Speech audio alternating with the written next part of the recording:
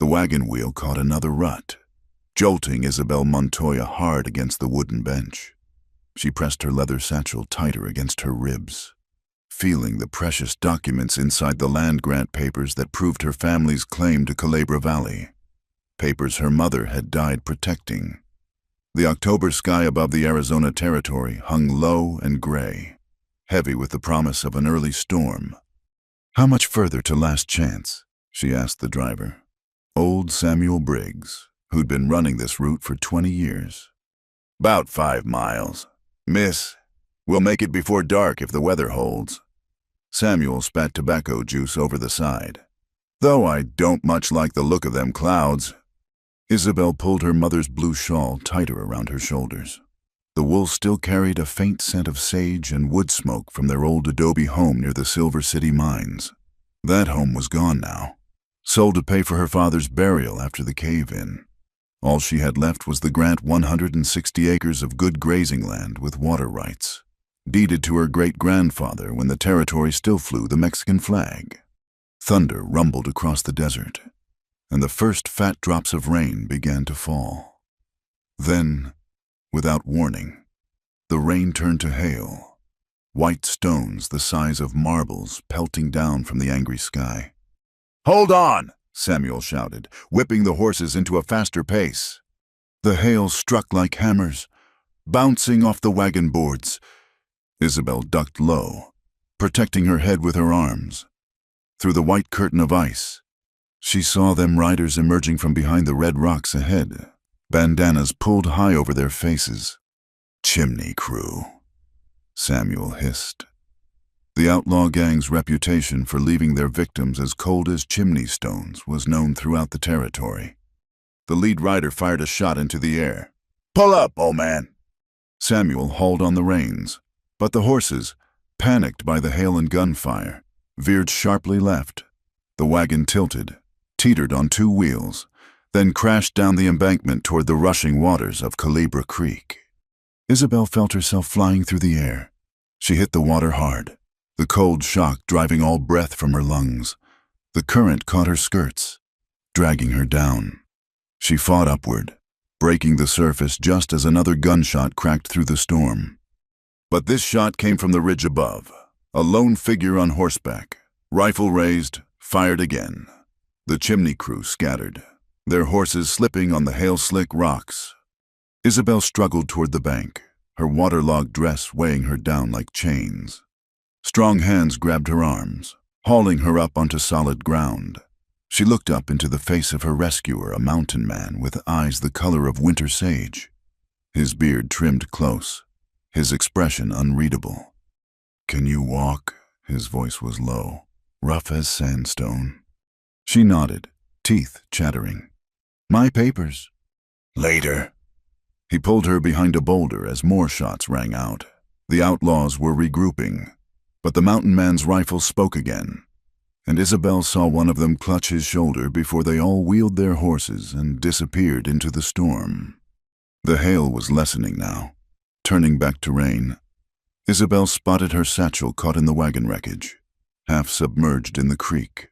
Before the mountain man could stop her, she plunged back in, grabbing the leather bag and clutching it to her chest. "Fool woman," he muttered, but he waded in after her, pulling her back to shore. "Samuel," she started. "The driver's alive, broke his leg in the fall, but he'll mend." The mountain man's eyes never left the rocks where the outlaws had vanished. "We need to move. They'll be back." He whistled, sharp and clear. A bay mare emerged from the juniper scrub, sure-footed and calm despite the chaos. The man lifted Isabel into the saddle as if she weighed nothing, then swung up behind her. "Name's Jonah Hale," he said, guiding the horse up a narrow deer trail. "Got a cabin about a mile up. You can dry out there." "Isabel Montoya," she managed through chattering teeth. "I need to get to Last Chance. The courthouse." "Tomorrow. Nothing's open this late anyway." They'd barely crested the ridge when more riders appeared on the road below. These wore badges that glinted in the last gray light. Sheriff Cobb. Isabel recognized him. And beside him rode Silas Grigg himself, the biggest landowner in the county, the man who'd been trying to buy out every Mexican grant holder for pennies on the dollar. "Miss Montoya," Grigg called up, his voice carrying false concern. "Thank the Lord you're safe. We heard about the attack." Jonah's arms tightened slightly around her as he guided the horse. She felt the tension in his body, like a wolf scenting danger. "We've come to help," Grigg continued, riding closer. "Those outlaws are a menace. Why don't you come with us? We'll see you safely to town, and I can hold those important papers of yours in my safe. Wouldn't want them getting damaged." Isabel's fingers tightened on the wet satchel. "The papers are fine, Mr. Grigg." "Now, Miss, you're clearly shaken. Let Sheriff Cobb and me handle this properly. Those old Spanish grants can be tricky to prove. Wouldn't want anything to happen to your documents before the filing." "The lady said she's fine." Jonah spoke for the first time, his voice carrying an edge sharp as flint. Grigg's eyes narrowed, taking in the mountain man for the first time. "Don't believe we've met, friend." "No, we haven't." "Well, Mr. Just passing through." Jonah touched his heels to the mare's flanks. "Evening, gentlemen." He guided the horse up the trail before Grigg could respond. Isabel heard the sheriff call something after them, but the words were lost in the wind and rain. They climbed in silence, the trail winding through stands of piñon pine and juniper. The storm was passing, leaving the air sharp with the scent of wet sage. Isabel's dress clung cold and heavy, but she barely noticed. Her mind raced with questions. How had Grigg known about the attack so quickly? Why was he so eager to take possession of her papers? Jonah's cabin appeared through the trees, a solid structure of logs and mud chinking. With smoke rising from the stone chimney, he dismounted first, then helped her down. Her legs nearly buckled, but he steadied her with a hand at her elbow. "Get inside," he said. "I'll see to the horse." The cabin's interior was sparse but clean. A single room with a stone fireplace, a rough table, 2 chairs, and a bed in the corner covered with a bear pelt. Isabel stood shivering by the door, unsure of the propriety of being alone in a strange man's cabin, but too cold to care much about society's rules. Jonah entered, carrying her satchel and his rifle. He set both carefully by the door, then knelt by the fireplace, adding wood to the banked coals. The flames caught quickly, casting dancing shadows on the walls. "There's a shirt and trousers on that peg," he said without turning around. "They'll be too big, but they're dry. I'll wait outside." When he'd gone, Isabel peeled off her sodden dress and undergarments with numb fingers. The homespun shirt fell to her knees, and she had to roll the trouser legs several times. But they were dry and warm, smelling of wood smoke and pine resin. "Decent," she called. Jonah returned with a pot of water, which he hung over the fire. From a shelf, he produced a pottery mug and a packet of herbs. "Tea," he said. "It'll warm you." Isabel sat in one of the chairs, holding the mug with both hands, letting the heat seep into her bones. Jonah sat across from her, his rifle within easy reach. In the firelight, she could see him better-weathered face, strong hands marked by work and weather, eyes that missed nothing. He was younger than she'd first thought, perhaps 30 or so, but something in his manner spoke of hard years lived. "Why did you help me?" she asked. He shrugged. "Didn't seem right. 5 men against 1 wagon. You know who they were. The chimney crew." "I know." "And you know Grigg." His eyes met hers. "I know of him. He wants my land, all the old grant holders. He's been pushing us out, buying up the grants for nothing when people get desperate enough." Isabel set down the mug, her hands steady now. "My mother. She kept our papers safe for 20 years. Through the war, through the territory changing hands, this land is all I have left of my family." Jonah was quiet for a long moment. Then, "Grigg's got the sheriff in his pocket. Half the town council, too. You file those papers tomorrow, they might just disappear." Then what am I supposed to do? That's for you to decide. I'm just saying what is. The fire crackled between them. Outside, the wind had died, leaving only the drip of rain from the eaves. Isabel pulled her mother's shawl miraculously only damp around her shoulders, thinking of all the women who'd worn it before her. Strong women who'd carved out lives in this hard land, who'd held on when holding on seemed impossible. I'm filing the papers, she said. It's my land, my family's land. Jonah nodded slowly. Then I'll take you to town come morning. But you should know, he paused, choosing his words. Grigg doesn't lose easy. And those boys that jumped you today? They weren't just random outlaws. The chimney crew's been hitting every wagon carrying grant papers this past month. Funny how they always know which ones to hit. The implication hung in the air like smoke. Isabel felt a chill that had nothing to do with her wet clothes. She'd suspected. Of course, the attack had been too convenient, too well timed. But hearing it confirmed made her stomach turn. You saying Grigg hired them? I'm saying nothing that could get you or me shot, just observing patterns. Jonah stood, moving to the window to peer out into the darkness. You best get some sleep. Take the bed. I'll keep watch. I couldn't. You can and you will. Tomorrow's going to be a long day. Isabel wanted to protest, but exhaustion was pulling at her like quicksand. She moved to the bed, still wearing the borrowed clothes, and pulled the bear pelt over herself. It was surprisingly soft, warm as summer earth. Hey, Mr. Hale. Jonah! Jonah, why does a man who just passes through have such a nice cabin?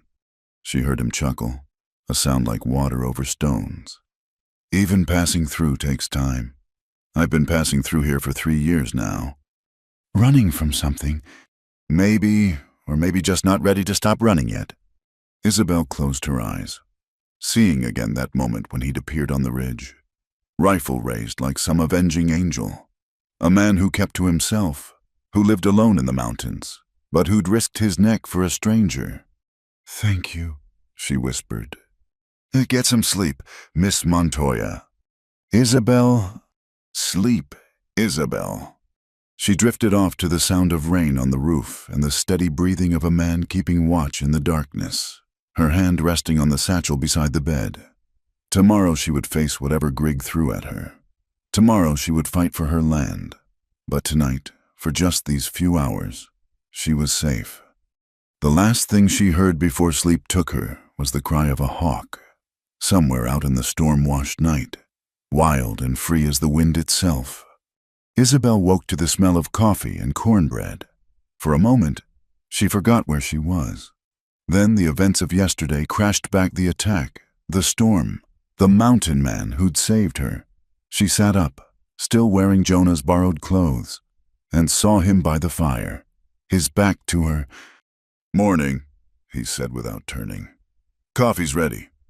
The early light filtering through the cabin's single window was pale gold. Isabel's dress hung by the fire, still damp but wearable. She gathered it up, hesitating. I'll step out, Jonah said, already moving toward the door. When she emerged from the cabin, properly dressed though wrinkled, she found him sitting on a stump, cleaning his rifle. The morning air was crisp, washed clean by yesterday's storm. Below them, the trail wound down toward Last Chance, the town barely visible in the distance. Your feet, he said, nodding toward her boots. Let me see. They're fine. They're not. You were limping last night. Reluctantly, Isabel sat on another stump and removed her boots. Her stockings were torn, and angry blisters covered both heels. Jonah disappeared into the cabin and returned with a tin of pine pitch salve. This'll sting, then it'll help. He knelt before her, applying the salve with surprising gentleness. My mother used to make this, said it could heal anything short of a broken heart. What happened to her? Fever. Winter of '61. He wrapped her feet with clean cloth strips. Try walking now. Isabel stood, testing her weight. The pain had already lessened. "Thank you. You're quite the healer for a what is it you do exactly?" "Hunt, trap, guide when I have to." He packed away the salve. "Used to scout for the army? Don't anymore." "The war." His hand stilled. "Something like that." They shared a simple breakfast of cornbread and coffee, sitting in comfortable silence. Isabel found herself studying him in the daylight, the careful way he moved, always aware of his surroundings, the deep lines around his eyes that spoke of too much sun and too many hard decisions. "Tell me about this land of yours," he said finally. "It's good land, water year-round from Culebra Creek, grass enough for cattle or sheep. My great-grandfather, he got the grant from the Mexican government in 1832, when the territory changed hands. The Treaty of Guadalupe Hidalgo said our grants would be honored." She pulled out the worn leather satchel, showing him the documents wrapped in oilcloth. "Everything's here, the original grant, the survey maps, even a translation the sisters at the convent helped me with." Jonah studied the papers with more attention than she'd expected. "You can read and write." "The sisters taught me. My mother insisted. She said education was the only weapon they couldn't take away from us." Isabel carefully rewrapped the documents. "Mr. Grigg, he's been telling people these old grants aren't valid, that we need to prove continuous occupation, improvements to the land. But it's all lies. The law is clear. The law's only as good as the men enforcing it." Jonah stood, checking the position of the sun. "We should go, but Isabel—" He paused, seeming to weigh his words. "When we get to town, trust nobody, not even those who seem friendly." They were saddling his mare when a voice called from the trail below. "Hello, the cabin." Jonah's hand went to his rifle. A lone rider approached a young man, maybe 25, wearing the dusty black suit of a Pinkerton detective. "Easy, friend," the rider said, hands visible. "Name's Emmett Fry. I'm looking for Miss Isabel Montoya." "And why would that be?" Jonah asked, rifle still within reach. "I've been hired to ensure her safety." Fry dismounted, keeping his movements slow, "by concerned parties who wish to see justice done regarding her land claim." Isabel stepped forward. "Hired by whom?" "I'm not at liberty to say, Miss, but I can assure you, my only interest is in seeing you safely to the courthouse." Jonah caught Isabel's eye, a slight shake of his head. Something felt wrong. Pinkerton men didn't usually work alone, and they certainly didn't appear conveniently in remote mountain cabins. "That's kind of you, Mr. Fry," Isabel said carefully. "But I already have an escort." Fry's friendly expression didn't change, but Isabel noticed his eyes flick toward the trail, as if checking for something, or someone. "I insist. Miss, these are dangerous times. Why, just yesterday, the chimney crew attacked a wagon. Terrible business." "How did you know about that?" Jonah's voice was soft. "Dangerous." Fry blinked. "Why, everyone in town's talking about it." "Are they? Because last I checked, town was 5 miles away, and you came from the opposite direction." The Pinkerton's hand drifted toward his gun. Jonah was faster, his rifle coming up smooth as silk. "I think you should go, Mr. Fry." For a moment, nobody moved. Then Fry smiled, all pretense of friendliness gone. "This isn't over, Montoya. You can't fight the whole territory." He mounted and rode away, but not toward town. Instead, he headed back the way he'd come, toward the red rocks where the chimney crew had waited yesterday. "He's one of them," Isabel breathed. "Or working with them." Jonah lowered his rifle.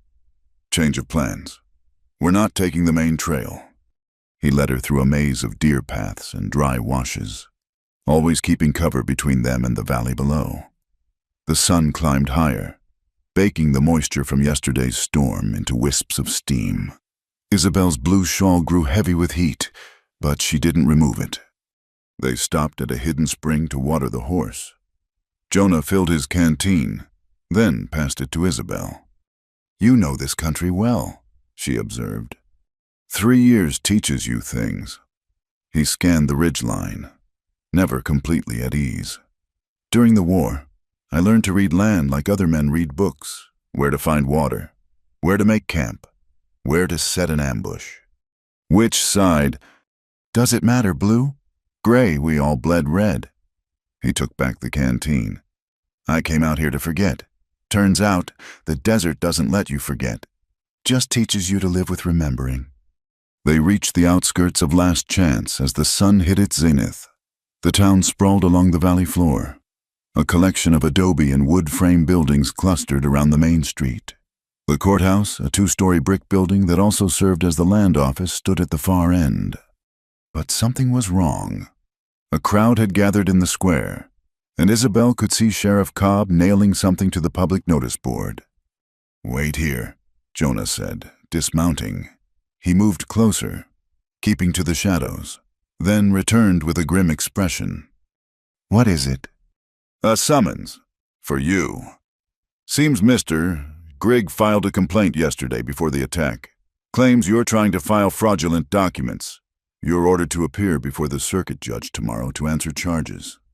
Isabel felt the blood drain from her face. "But I haven't even filed anything yet." "That's the point. He's trying to stop you before you can—" A voice called from across the square. "Miss Montoya, there you are." An elderly woman approached, pulling a small cart loaded with goods. Isabel recognized her Nettie Hobbs, who sold produce and gossip in equal measure at the market. "Heard about your troubles, dear," Nettie said. Her weathered face creased with concern. "That Grigg, he's a devil in a clean shirt. Been spreading lies all morning about you and your family." "What kind of lies?" Nettie glanced around, then lowered her voice. "Says your grant's a forgery, that your grandfather never owned that land proper. Even saying—" She paused, clearly uncomfortable. "Saying your mother earned that paper in unsavory ways." Isabel's hands clenched. To slander her mother's memory, it was beyond bearing. "Here." Nettie pressed a wrapped bundle into Isabel's hands. "Cornbread and dried apples. You'll need your strength for what's coming." As Nettie trundled away, Jonah guided Isabel to a quiet spot behind the livery stable. "You can't appear tomorrow without a lawyer," he said. "And any lawyer in Grigg's pocket won't help you." "I have to try. If I don't appear, they'll issue a warrant." "There's one man who might help. Theodore Keeler. He's old, drinks too much, but he's honest. Lost his practice in San Antonio because he wouldn't throw a case." They found Keeler in a small office above the barber shop, surrounded by law books and empty bottles. He was thin as a scarecrow, with wild white hair and sharp blue eyes that looked younger than the rest of him. "Miss Montoya," he said after hearing her story. "I'd be honored to represent you. Can't pay me, I assume." "Not much." "Good. Grigg tried to buy me last month. I'd rather starve than take his money." He studied the documents with a practiced eye. "These are solid, very solid. But that won't matter if Judge Morrison's been bought too." "Has he?" "Hard to say. He's new, just appointed. Might still have some integrity left." Keeler corked his bottle and stood. "I'll need tonight to prepare. Can you stay out of sight until tomorrow?" "She'll stay with me," Jonah said. Keeler's eyebrows rose. "And you are a friend?" Well, friend, keep her safe. I have a feeling tonight's going to be eventful." As they left Keeler's office, a commotion arose from the main street. Riders were coming in hard the chimney crew, bold as brass in broad daylight, but now they wore deputy badges. Griggs made them lawmen. Jonah muttered, "This just got more complicated." They slipped away, heading for the Mexican quarter on the edge of town. Jonah seemed to know where he was going, finally stopping at a small adobe house with a wooden cross above the door. "Father Miguel," he called softly. A priest emerged, elderly but sturdy, his face lighting up when he saw Jonah. They spoke rapidly in Spanish. too fast for Isabel to follow completely. Then the priest ushered them inside. "You'll be safe here," Father Miguel said in accented English. "Mister, Jonah helped us last winter when the well went dry. We don't forget kindness."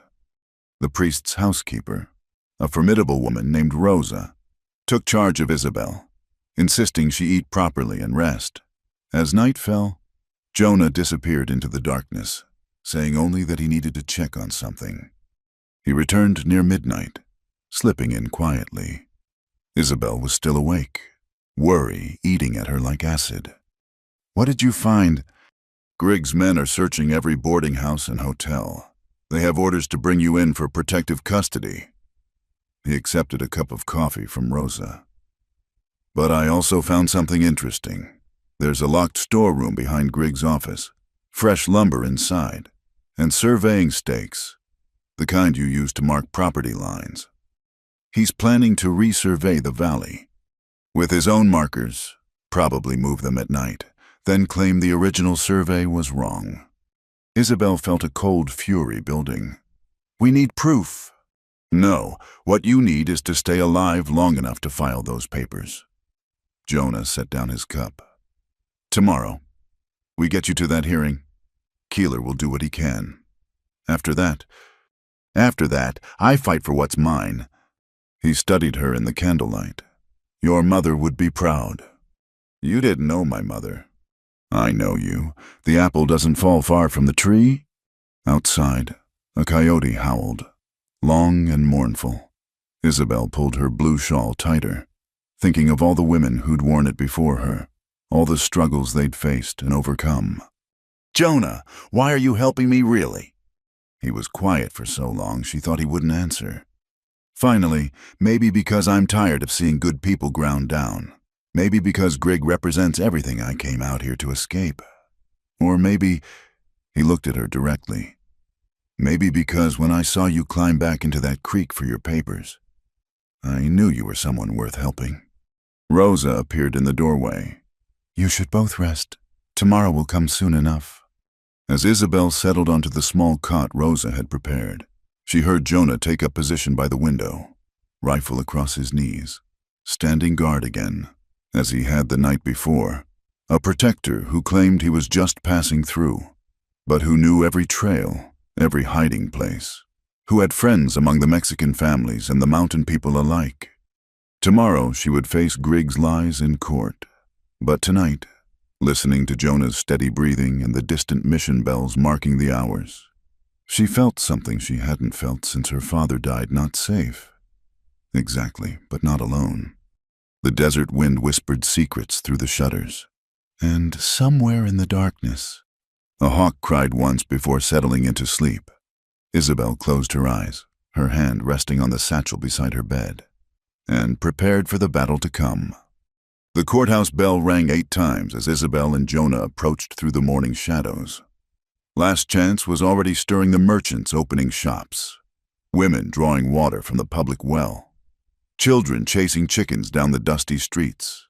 But there was a tension in the air, like the stillness before a thunderstorm. Theodore Keeler met them at the side entrance, looking surprisingly sharp in a clean black suit. His eyes were clear, his white hair combed back. "Miss Montoya, good. You're early." He glanced at Jonah. "Your friend should wait outside. Judge Morrison doesn't like armed men in his courtroom." "I'll be close," Jonah said, his eyes scanning the street. Several of Griggs' newly deputized men lounged near the main entrance, trying to look casual. Inside, the courtroom was already half full. Word had spread about the Mexican girl challenging Silas Grigg, and folks had come to see the show. Isabel recognized some faces, merchants who'd bought produce from her father, miners who'd known him, but none would meet her eyes. Grigg sat at the plaintiff's table, immaculate in a gray suit, talking quietly with a Denver lawyer whose gold watch chain caught the morning light. Sheriff Cobb stood by the door, star polished bright, hand resting on his gun. "All rise." The bailiff called, the Honorable Judge Clarence Morrison presiding. Morrison was younger than Isabel expected, perhaps 40, with the soft look of a man more comfortable with books than horses. He took his seat, shuffled some papers, and peered at them through wire spectacles. "This is a preliminary hearing in the matter of Grigg versus Montoya, regarding the validity of certain land documents. Mr. Whitmore, you represent the plaintiff." The Denver lawyer stood. "I do. Your Honor, we intend to show that the documents Miss Montoya claims to possess are forgeries, part of a pattern of fraud perpetrated by Mexican nationals seeking to steal American land." Isabel felt her face burn. Keeler placed a calming hand on her arm. "Mr. Keeler, you represent the defendant." "I do, Your Honor, and I move for immediate dismissal. My client hasn't even filed these documents yet. This entire proceeding is premature and prejudicial." "Motion denied," Morrison said without looking up. "Proceed, Mr. Whitmore." The next hour was a master class in legal assassination. Whitmore painted Isabel's family as opportunists, her grandfather as a collaborator with Santa Anna, her father as a drunk who'd gambled away any legitimate claim, when he suggested Isabel's mother had been of questionable moral character. Keeler objected so forcefully the judge threatened him with contempt. "Your Honor," Keeler said, struggling to control his temper, "these are slanders against the dead who cannot defend themselves.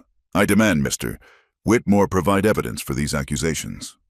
"The evidence," Whitmore said smoothly, "is the suspicious nature of the documents themselves. No Mexican grant in this county has survived intact, yet Miss Montoya claims to have perfect papers. How convenient." "Perhaps," Keeler shot back. "Other grants were destroyed by men like Mr. Grigg, who profit from their absence." "That's enough." Morrison banged his gavel. "Mr. Keeler, another outburst and you'll be removed." Isabel watched it all with growing despair.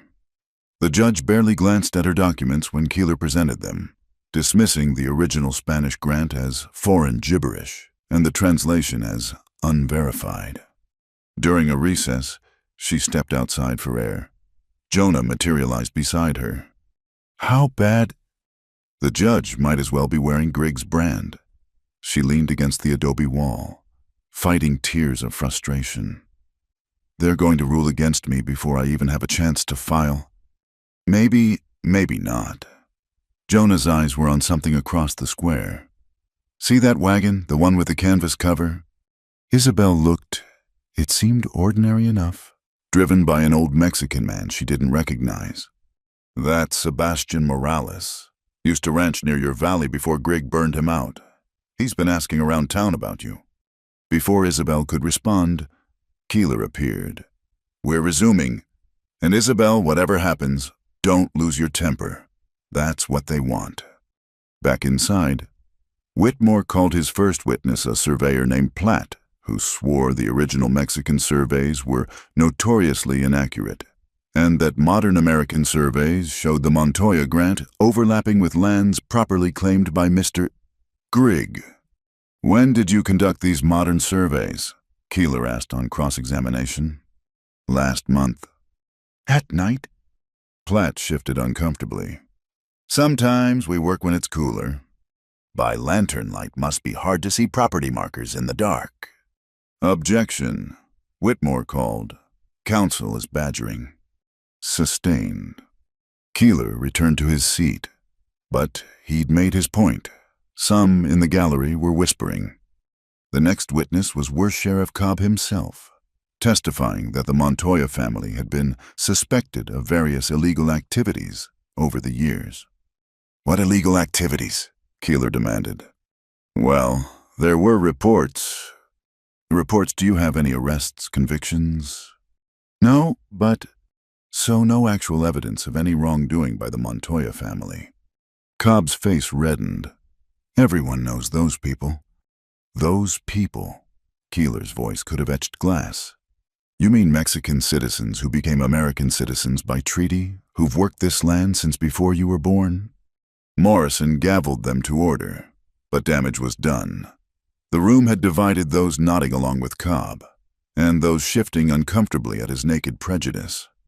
During the lunch recess, unexpected allies appeared. Sebastian Morales approached with two other old ranchers, all former grant holders.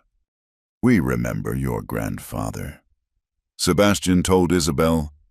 "Good man. Helped us during the drought of '58. We'll testify if the judge allows." But when court resumed, Morrison denied Keeler's request to call new witnesses. "This hearing is about documents, not character testimonials." Grigg took the stand next, playing the reasonable businessman. He spoke of his dreams for the valley, bringing prosperity and progress, hindered only by unclear titles and ancient claims. "I've made fair offers to Miss Montoya," he said, looking at her with practiced sympathy. "But she refuses to be reasonable." "What offers?" Keeler asked. $500 for her quitclaim. For 160 acres with water rights, that's insulting. It's generous for land she can't prove she owns. "Can't prove, Your Honor. I'd like to present People's Exhibit 1, a certified copy of the Treaty of Guadalupe Hidalgo, which specifically protects Mexican land grants." Morrison waved it away. "We're not here to relitigate the Mexican War, Counselor." The afternoon wore on, each ruling favoring Grigg. Isabel felt hope slipping away like water through her fingers. Then, just as Morrison seemed ready to rule, commotion erupted outside. Emmett Fry burst through the doors, clothes torn, face bloodied. "Your Honor, I need protection." Sheriff Cobb moved to intercept him, but Fry dodged, pulling a leather journal from his coat. "Evidence, I have evidence of conspiracy." "Arrest that man!" Grigg shouted, his composure cracking. "On what charge?" Keeler was on his feet. "Your Honor, this man clearly has information relevant to this case." Morrison hesitated. The gallery was in uproar. Some of Grigg's deputized outlaws were pushing through the crowd, hands on their guns. "I was hired by Grigg," Fry shouted over the noise. "To intimidate Mexican landholders. It's all here payments, orders, names." Cobb finally caught him, wrestling him toward the door. But old Sebastian stepped into their path, and suddenly other Mexicans in the gallery stood too, forming a human wall. "Let him speak," someone shouted. "Order." Morrison pounded his gavel. "Order or I'll clear the court." In the chaos, Isabel saw Jonah slip through a side door. Where was he going? Grigg was conferring frantically with Whitmore. Cobb had released Fry but kept close, hand on his gun. The journal had disappeared into Keeler's possession. Isabel hoped. "Your Honor," Whitmore said when quiet was restored, "this disruption is clearly staged.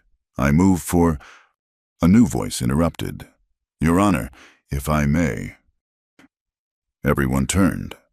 A distinguished man in federal marshal's attire stood in the doorway. "Marshal James Crawford, from Tucson. I'm here investigating reports of land fraud in this county." Grigg went pale. Morrison looked like he'd swallowed a scorpion. "This is a local matter." The judge stammered.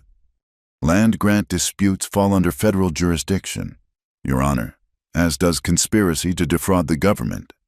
Crawford walked down the aisle, spurs ringing. "I'll be observing these proceedings." Isabel caught Keeler's eye. He looked as surprised as everyone else. This wasn't their doing. "Perhaps," Morrison said weakly. "We should recess until tomorrow." "No," Isabel stood, surprising herself. "Your Honor, I've been accused of fraud. I demand the right to defend myself today." The judge looked to Grigg, then to the marshal, trapped between powers. "The lady has a point," Crawford said mildly. "Justice delayed is justice denied." "Very well," Morrison sighed. "Mr. Keeler, present your defense." Keeler rose slowly, as if afraid to break whatever spell had brought the marshal. "Your Honor, I call Miss Isabel Montoya to the stand." Isabel took the oath, her hand steady on the Bible. She faced the packed courtroom hostile faces, curious faces, and a few, like Sebastian's, offering silent support. "Tell us about your land." Keeler said simply, so she did. She spoke of her great-grandfather, who'd ranched the valley when it was still Mexico, of her grandfather, who'd kept the ranch running after the war, paying taxes to the new government, honoring the new laws, of her parents, working side by side, her mother teaching the miners' children to read while her father labored underground to pay for improvements to the land. "The grant is written in Spanish," she said, "because that was the language of law when it was issued. But the seal is genuine. The signatures verified by the parish records in Santa Fe. This paper represents 4 generations of work, of hope, of belief that law means something." Pretty words. Whitmore sneered on cross-examination. "But can you prove the document isn't forged? Can you prove it is—" "I don't have to. The burden of proof is on the plaintiff in a fraud allegation," Marshal Crawford interrupted. "At least in federal court. Please continue. Miss Montoya." Isabel felt a spark of hope. "The grant describes landmarks Finger Rock, the split juniper by the Eastern Spring, the old Spanish mine, all still there. The water rights reference the acequias my great-grandfather dug. Still flowing. Mr. Grigg knows this land has been continuously occupied and improved. That's why he wants it." "Objection!" Whitmore shouted. "Speculation!" "Overruled," Morrison said weakly, wilting under Crawford's stare. The courtroom doors banged open again. Jonah entered, carrying something wrapped in canvas. Behind him came 3 cowboys. Isabel recognized hands from neighboring ranches. "Your Honor," Jonah addressed the judge directly. "Evidence." He unwrapped the canvas, revealing several wooden stakes. Fresh cut but dirt-stained. "Found these in Grigg's warehouse. New survey markers. Made to look old. The boys here helped me dig up others already planted on Miss Montoya's land. Moved the boundaries near half a mile." One of the cowboys stepped forward. "I worked for Grigg until yesterday. He had us out every night, moving markers, tearing down old fences. Said it was legal-like, but—" Grigg erupted. "Lies. This saddle tramp is obviously in league with—" "Mr. Grigg," Crawford's voice cut like a blade. "You'll have your chance to respond, under oath, in federal court." The courtroom held its breath. Morrison looked from Grigg to Crawford to the evidence Jonah had presented. "Your Honor," Keeler said quietly, "I move for dismissal of all charges against my client." Morrison's gavel fell like a gunshot. "Dismissed. Miss Montoya is free to file her land grant." He fled the bench before anyone could respond. The courtroom exploded. Grigg pushed through the crowd, Cobb and his deputized outlaws forming a protective wedge. But Marshal Crawford's steady presence kept anyone from drawing weapons. Isabel found herself surrounded by well-wishers, Sebastian and the other old ranchers, townspeople who'd been afraid to speak out before. Keeler pumped her hand, grinning like he'd shed 20 years. "Don't celebrate yet," he warned. "Grigg won't give up easy." Through the crowd, Isabel's eyes found Jonah. He stood apart, watching her with that quiet intensity. She pushed through to him. "The Marshal—" "Wasn't my doing," he said. "Sometimes the universe provides its own justice. But the evidence was, thank you." He shrugged. "You'd have won without it. Truth has a way of surfacing." Outside, the sun was setting, painting the desert in shades of fire. Grigg's men were mounting up, their leader's face dark with fury. As they passed, Grigg locked eyes with Isabel. "This isn't over," he said softly. "That land will be mine." "Over my dead body," she replied. His smile was cold. "If necessary." They rode off in a cloud of dust. Marshal Crawford approached, tipping his hat to Isabel. "Ma'am, I'll be in town a few days. If you have any more trouble—" He handed her a card. "Federal authority still means something out here." As the crowd dispersed, Emmett Fry emerged from wherever he'd been hiding. His face was bruised but determined. "Miss Montoya, I owe you an apology. I was hired to scare you, but—" He shrugged. "Some things a man can't stomach. That journal has enough to hang Grigg, if the marshal can make it stick." "Why the change of heart?" Fry looked uncomfortable. "My mother was Mexican, from Sonora. Grigg doesn't know that." As night fell over Last Chance, Isabel stood with Jonah outside the courthouse. Tomorrow she would file her papers, make her claim official. But tonight, she knew Grigg was out there, planning his next move. "You should leave town," Jonah said, "until things settle." "No, I'm done running, done hiding." She pulled her mother's shawl tight. "This is my land, my home. I'll fight for it." He studied her in the lamplight. "Then you'll need more than legal papers. What do you suggest?" "Friends, allies, and maybe someone watching your back who knows how men like Grigg think." "Are you volunteering?" "Maybe I'm tired of just passing through." Above them, stars began to pierce the darkening sky. Somewhere in the desert, a coyote called to its pack. The night was full of dangers, but also possibilities. Tomorrow would bring new challenges, but tonight, standing in the shadow of the courthouse where she'd won her first victory, Isabel Montoya felt something she hadn't dared feel before: hope.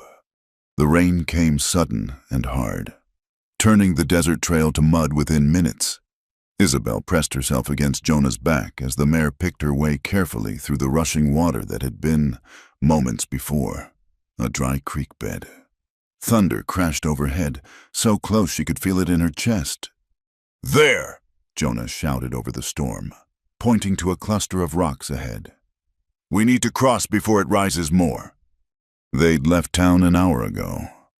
Marshal Crawford's warning ringing in their ears, Grigg's men were gathering at the old Simmons ranch, planning something. Better to get Isabel's papers filed at the county seat in Prescott, where Grigg had less influence. But Cobb had anticipated this. His deputies had blocked the main road, forcing them to take the treacherous route through Culebra Valley, Isabel's own land that she couldn't yet legally claim. The water was rising fast, brown and angry with runoff from the mountains. The mare stumbled, whinnying in fear. Isabel's satchel, wrapped in oilcloth and tied to her body, felt heavier with each surge of current. "Hold tight!"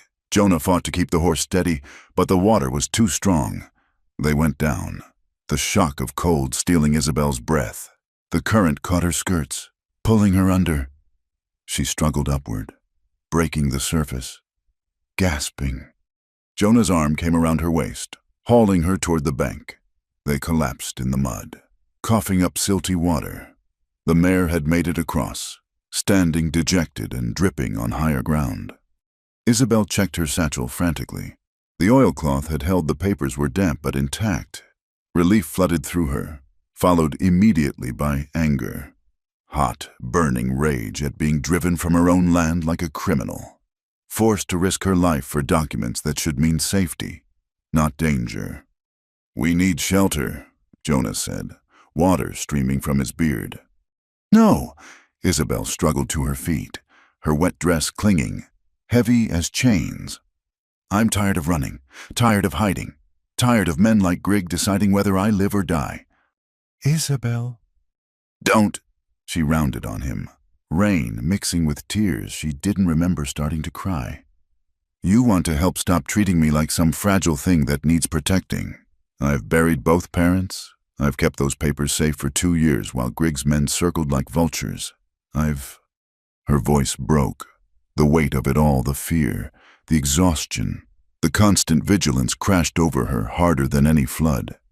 "Why save me if my life is still not my own?" She was shaking now, from cold and fury. "Why pull me from the water just so they can drown me in their laws and lies?" Jonah stood there in the rain, watching her with those sage-colored eyes. She saw something shift in his expression, a recognition, maybe, of his own battles with fate and freedom. He moved toward her slowly, like approaching a spooked horse. "You're right." "What?" She'd expected argument. platitudes about patience and prudence. You're right. Saving someone just to watch them stay trapped, that's no kindness. He was close now. Close enough that she could see the rain droplets in his beard, the weariness around his eyes. So what do you want to do? I want... The words stuck in her throat. What did she want? Beyond keeping her land. Beyond surviving another day. I want to stop being afraid. Something changed in the air between them, electric as the lightning overhead. Jonah raised his hand slowly, giving her time to step back. When she didn't, he cupped her face, thumb brushing away rain or tears or both. Then stop, he said simply. She could have pulled away. Should have. Probably a proper lady didn't stand in storms letting strange men touch her face. But Isabel was tired of proper, tired of careful, tired of the narrow space between what she should do and what might keep her alive. She tilted her head up, the slightest nod of permission. That was all it took. His kiss was fierce as the storm, tender as the rain. Not silencing her, she realized with a start, but answering her, all her fury and fear and defiance met with understanding, with promise, with something that might have been hope. When they broke apart, she was still shaking, but not from cold. Jonah rested his forehead against hers, both of them breathing hard. What was that? She whispered. Maybe a reason to stop passing through. His voice was rough. Maybe a promise that you don't have to fight alone. Thunder rolled across the valley, but softer now, the storm beginning to move on. Isabel became aware of their position alone, soaked, improper in every way. But instead of shame, she felt something like power, choice, agency. We should find shelter, she said, not moving away from him. There's a line shack about a mile upstream. Hunters use it sometimes. He stepped back, giving her space. Can you ride? They caught the mare, who seemed grateful for human company after her ordeal. Jonah lifted Isabel into the saddle, then swung up behind her. This time, when she leaned back against him, it felt different, deliberate. The line shack was small but solid, built into a natural overhang that kept the worst of the weather off. Inside, a stone fire pit, a rough bunk with old blankets, and a cache of firewood left by previous occupants. Jonah built a fire while Isabel wrung out her hair and skirts as best she could. Steam rose from their clothes as warmth filled the small space. He hung a blanket across the middle of the shack, creating a privacy screen. You can change behind there. I'll turn my back. Isabel fingered the wet fabric of her dress. Everything she owned was soaked through. Into what? He rummaged in a pack left by hunters, producing a faded shirt and worn trousers. Not elegant, but dry. She took them gratefully, disappearing behind the blanket. As she peeled off her sodden clothes, she could hear him moving around, talking softly to the horse, maintaining the careful distance that preserved her honor even in their impossible situation. When she emerged, wearing clothes that smelled of tobacco and trail dust, she found him by the fire, also changed into dry things from the pack. He'd laid her dress near the flames to dry, handling the intimate garment with matter-of-fact practicality. Thank you, she said, settling beside him. For what nearly drowning you? For seeing me. She pulled her blue shawl miraculously, only damp around her shoulders. Not just someone to save or protect, but someone who might be worth standing beside. He added wood to the fire. In the war, I served under a captain from back east. Educated man. Quoted poetry in the trenches. He used to say the measure of a person wasn't their birth or station, but what they did when everything was taken away. What happened to him? Sharpshooter at Antietam, but his words stayed with me. Jonah looked at her directly. You've had everything taken away, family, safety, even the basic respect due any person, and you're still fighting. That's not common courage. Isabel. She felt heat in her cheeks that had nothing to do with the fire. I don't feel courageous. Most days I feel like I'm barely keeping my head above water. Literally, in today's case. He smiled a real smile that transformed his weather-worn features. Courage isn't the absence of fear. It's moving forward despite it. They sat in comfortable silence, listening to the rain on the roof and the crack of burning pine. Isabel found herself studying his hands in the firelight, scarred and capable. Hands that had held weapons and reins and, now, her face with equal skill. "Tell me about the war," she said. "Your part in it." He was quiet so long she thought he wouldn't answer. Then, "I was 19 when I joined up. Thought I was fighting for something noble. Union, freedom, justice." He poked at the fire. "Turns out war doesn't care about your ideals, just how many men you can put in the ground." "Is that why you came west?" "Partly. After Appomattox, I went home to Indiana, but nothing fit anymore. I'd dream of battles, wake up reaching for a rifle that wasn't there. One day I just started walking west and didn't stop until the mountains told me I'd gone far enough." "Do you ever think about going back?" "Used to, but back to what the farm was sold. My folks dead from fever while I was playing soldier. Brothers scattered to the winds." He glanced at her. "What about you after you secure your land? What then?" Isabel pulled her knees to her chest, considering. "I used to think I'd teach, like the sisters taught me. Build a school for the miners' children. Maybe give them chances their parents never had." She smiled sadly. "Seems foolish now, with Greg ready to burn me out the minute the law allows." "Not foolish, noble." He shifted, his shoulder brushing hers. "The world needs more teachers and fewer gunmen."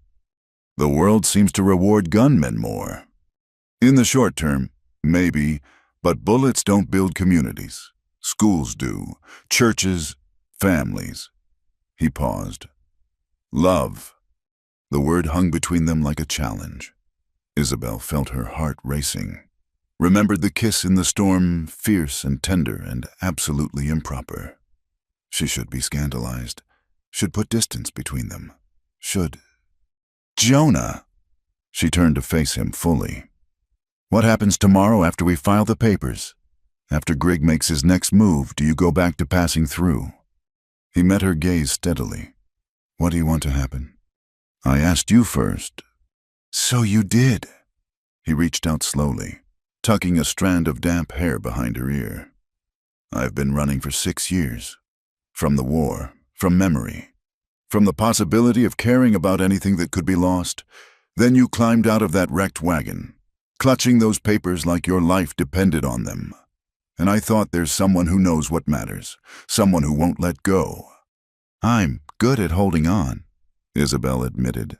"Sometimes too good. My mother used to say I had the grip of a barnacle." "Nothing wrong with that. World's full of people who give up too easy." His hand was still near her face, not quite touching. "Question is, what are you willing to hold on to?" She caught his hand, lacing their fingers together.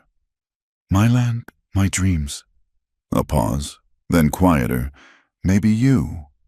He turned their joined hands, studying them in the firelight. "I'm not an easy man, Isabel. The war left marks that don't show.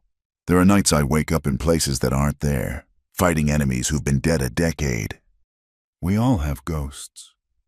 She thought of her parents, her ancestors, all the women who'd worn her blue shawl before her. Maybe it's easier to face them together.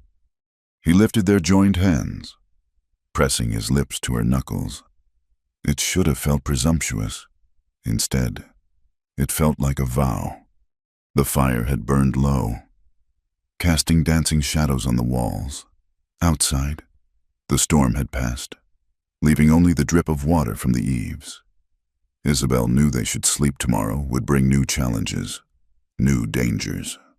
But she was reluctant to break this moment, this unexpected peace in the heart of chaos. "You should rest," Jonah said finally. "Take the bunk. I'll keep watch." "You need sleep too." "Old habits. I don't sleep well with others around." She squeezed his hand before releasing it. "Maybe that's something else we can work on, together."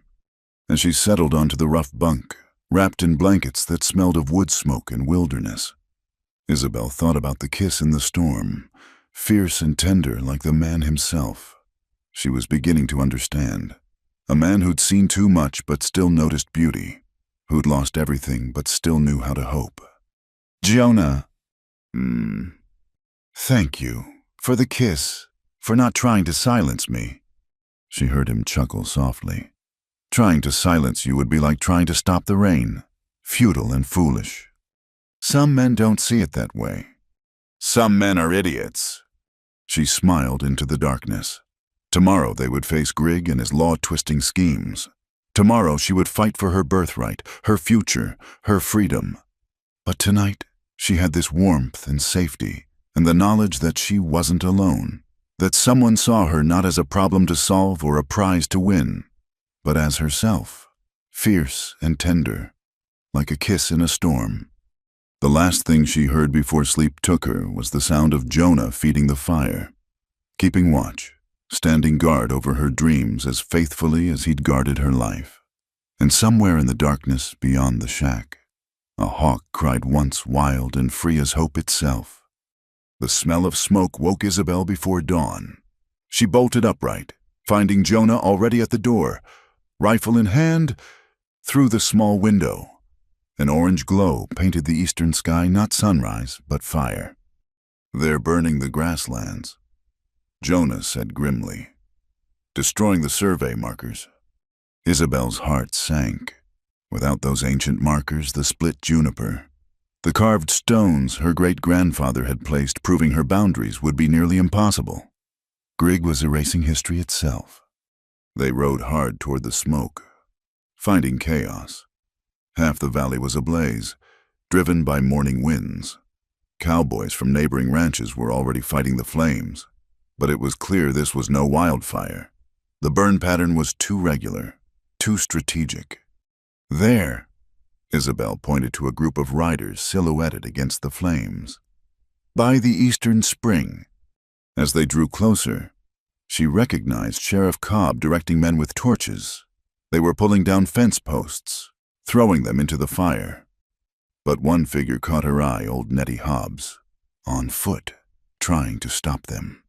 "That's evidence," Nettie shouted, clutching a surveyor's notebook.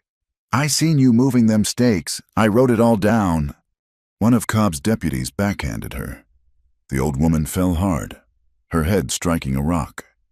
She didn't get up. "No," Isabel spurred forward, but Jonah caught her reins. "Wait, look." More riders approaching, but these wore no badges. Sebastian Morales led them, accompanied by other Mexican ranchers and even some white cowboys from the smaller spreads. They formed a line between the fire crew and the remaining markers. "That's enough." "Cobb," Sebastian shouted. "This is private land." "Got a court order says otherwise," Cobb replied, but his men looked nervous. They were outnumbered now. In the confusion, Isabel and Jonah reached Nettie. Blood matted her gray hair, but she was breathing. Her fingers still clutched the notebook. "Saw them 3 nights running," Nettie whispered. "Wrote it all down. Which stakes they moved, where they put 'em." She pressed the book into Isabel's hands. "Don't let it be for nothing, girl." Jonah lifted Nettie gently, carrying her to his horse. "We need to get her to town." But as they turned to leave, Emmett Fry appeared, riding hard from the direction of town. His clothes were torn, a makeshift bandage wrapped around his left shoulder. "Miss Montoya, they're coming for you," he gasped.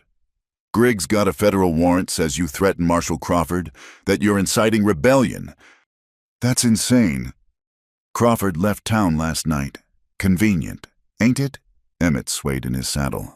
"I tried to get the real journal to Keeler, but Grigg's men caught me, got away, but—" A rifle shot cut him off. Emmett jerked, red blooming across his chest. He toppled from his horse, landing hard in the ash-covered ground. "Emmett," Isabel dropped beside him, pressing her shawl against the wound. His eyes found hers, already glazing. "In my boot, the real accounts. Don't let Grigg, by heaven, too." His hand caught hers, squeezing weakly. Tell my mother. Tell her I tried to do right." He died with the sunrise, as the fires burned low and the smoke turned the dawn gray as grief. Isabel pulled the papers from his boot pages of meticulous records, showing bribes, threats, murders credited to natural causes, names, dates, amounts. Grigg's empire of corruption laid bare. "We need to move," Jonah said urgently. More riders were approaching from town, badges glinting, guns drawn. They rode hard, Nettie barely conscious across Jonah's saddle. But instead of town, he turned toward the hidden canyons of the northern range. "Where are we going?" "Somewhere they won't think to look. Hold on." The next hours blurred together narrow trails, switchbacks that made Isabel's stomach lurch, caves that seemed to swallow sound. Finally, they emerged at a small camp hidden in a box canyon. Several families were already there, Mexican ranchers who'd been burned out. Their wagons circled like the old days. "Welcome to Freetown," Sebastian said, meeting them. "When the law fails, people make their own." They laid Nettie in one of the wagons. A Mexican woman with healer's hands tended her, clucking over the wound. "She'll live, God willing, but she needs rest." As the sun climbed higher, more refugees arrived. Cowboys who'd quit rather than burn out families. Miners who'd seen too much. Even some townspeople, including Theodore Keeler, who arrived with a wagon full of law books and determination. "If they want to abandon law," he declared, "then we'll preserve it. Every precedent, every treaty, every right they're trying to erase." A war council formed around the campfire. Maps were spread, showing Grigg's systematic campaign, every moved marker, every burned homestead, every family driven out. The pattern was clear. He wasn't just stealing land. He was erasing a people. "We could go to the territorial governor," someone suggested. "With what proof?" Sebastian asked bitterly. "They burned the markers. The witnesses are dead or scared silent." "Not all of them." Isabel produced Nettie's notebook and Emmett's papers. "We have dates, times, names, and I know where Grigg keeps his own records, that storeroom Jonah found." "It'll be guarded now," Jonah warned. "Then we create a distraction." Isabel's mind raced. "The autumn cattle drive starts in 3 days. Every hand in the valley will be moving herds. In the confusion—" "That's theft," Keeler said uncomfortably. "It makes us no better than them." "It's evidence," Isabel countered. "Evidence of crimes against dozens of families. How is recovering it theft?" The debate raged as the day wore on. Some wanted to fort up, wait for federal intervention. Others talked of armed resistance. But always, the specter of Grigg's power loomed: his money, his connections, his willingness to kill. As sunset approached, a dust cloud appeared on the horizon. Riders, moving fast. The camp prepared for attack, but the lead rider carried a white flag. It was Cobb himself, accompanied by just 2 deputies. He stopped at the canyon mouth, hands visible. "Come to gloat," Sebastian called down. "Come to talk," Cobb replied. "Grigg's gone too far. Even I got limits." After heated discussion, they let him approach. The sheriff looked older, worn down. "Emmett Fry's dead," Isabel said coldly. "Nettie Hobbs near killed. How many more? Sheriff—" Cobb's jaw tightened. "That wasn't supposed to happen. Grigg promised nobody would get serious hurt, just scared off." He looked around the camp. "This is getting out of hand. The territorial authorities are asking questions." "So you want to save your own skin?" Jonah observed. "Maybe, or maybe I'm tired of being Grigg's dog." Cobb removed his badge, threw it in the dirt. "I know where he keeps the real survey maps, the originals, from before the war. Been using them to know exactly where to move the markers." "Why should we trust you?" Isabel demanded. "Because in 2 days, Grigg's bringing in professional guns from Texas, not local boys playing outlaw, but real killers. He plans to wipe out this camp, blame it on Mexican raiders." Cobb met her eyes. Your name's top of the list. Miss Montoya. You and anyone helping you. Silence fell over the assembly. Finally, Keeler spoke. If you're serious about helping, prove it. Testify. On record. Under oath. If I do that, I'm dead. You're dead anyway if Grigg wins. Jonah said bluntly. Question is whether you die a lawman or a man. Cobb was quiet for a long moment. Then he bent, picked up his badge, and handed it to Isabel. Belonged to my predecessor. Honest man, till he asked too many questions about Grigg's land deals. They found him in the desert, snake bit. Funny thing, no snakes leave that kind of bullet wound. As night fell, the camp prepared. If Cobb was right, they had 2 days before professional killers arrived. 2 days to gather evidence, protect witnesses, and somehow restore law to a lawless place. Isabel sat with Nettie, who'd woken enough to sip some broth. The old woman's eyes were fierce despite her pain. Saw you kiss that mountain man, Nettie whispered with a ghost of her old gossip's grin. In the storm. Very romantic. Isabel blushed. You were watching. Girl, I've been watching this valley 40 years. Seen the Montoyas build it up. Seen vultures like Grigg try to tear it down. She gripped Isabel's hand with surprising strength. Your mama would be proud, standing up like you are. I'm scared, Isabel admitted. Good. Means you ain't stupid.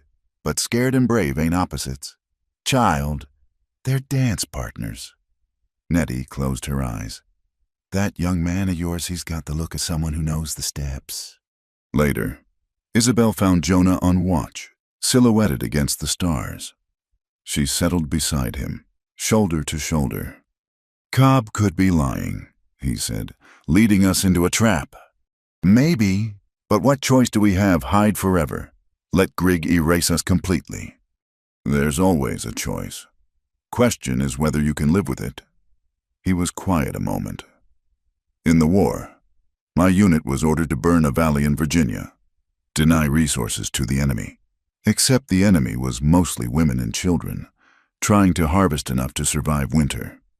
What did you do?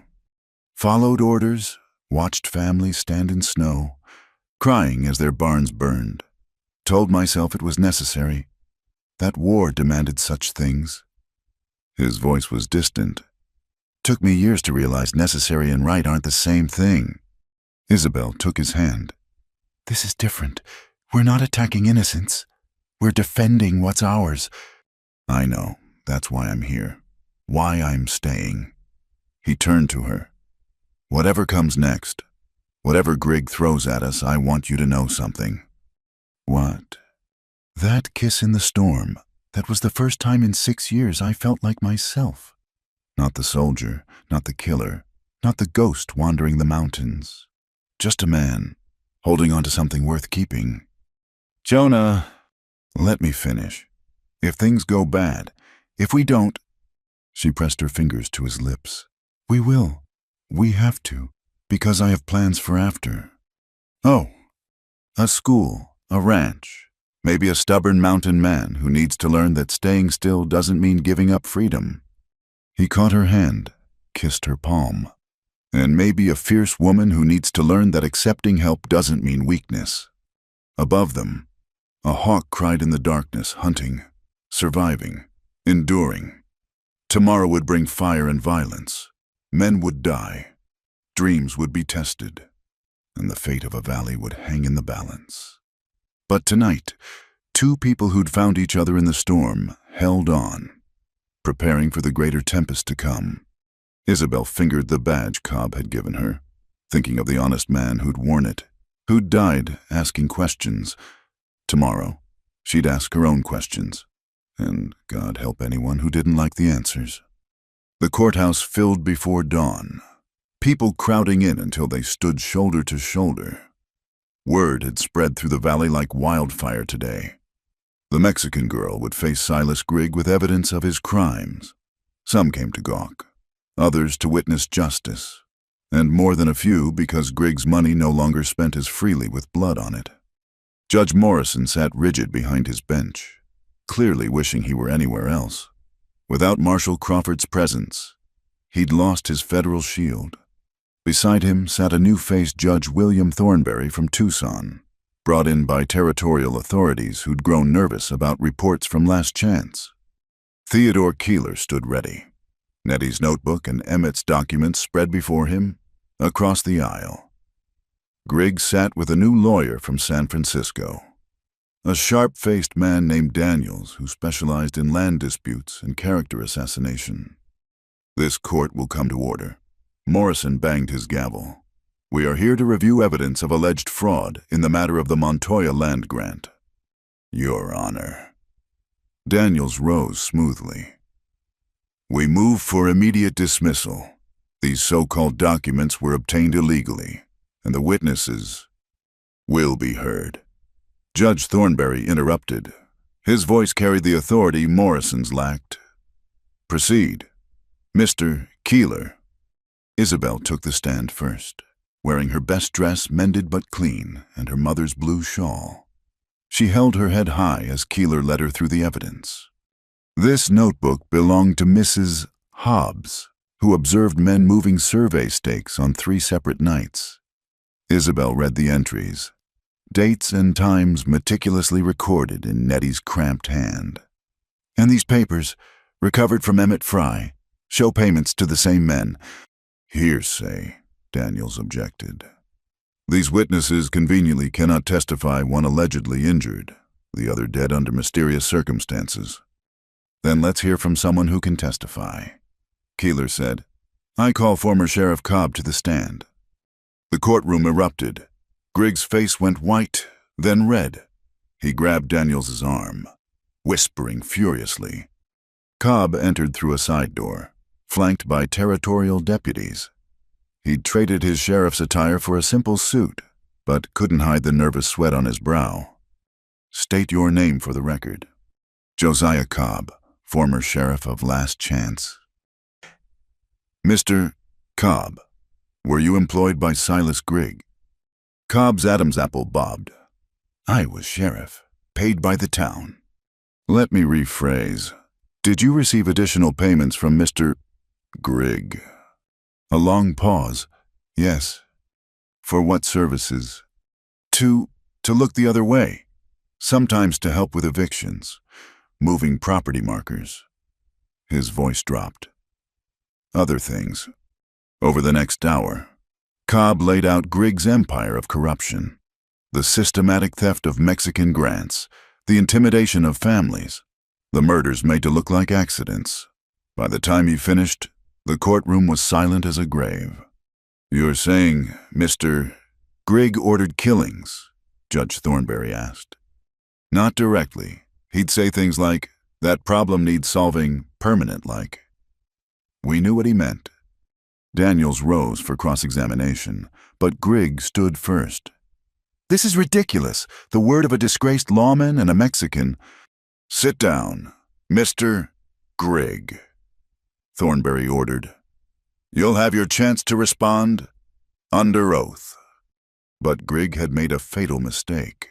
His outburst had revealed what his lawyer's smooth words had hidden: raw contempt for the law itself when it didn't serve him. "Your Honor?" Isabel stood suddenly. "There's one more piece of evidence."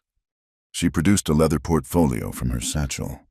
The original Spanish grant contained a second page, sealed inside the leather backing. My mother showed me before she died, made me swear to only reveal it if our claim was questioned. With steady hands, she opened the hidden compartment. Inside lay a second document, this one bearing not just Spanish seals but American ones as well. "A treaty edition," she explained.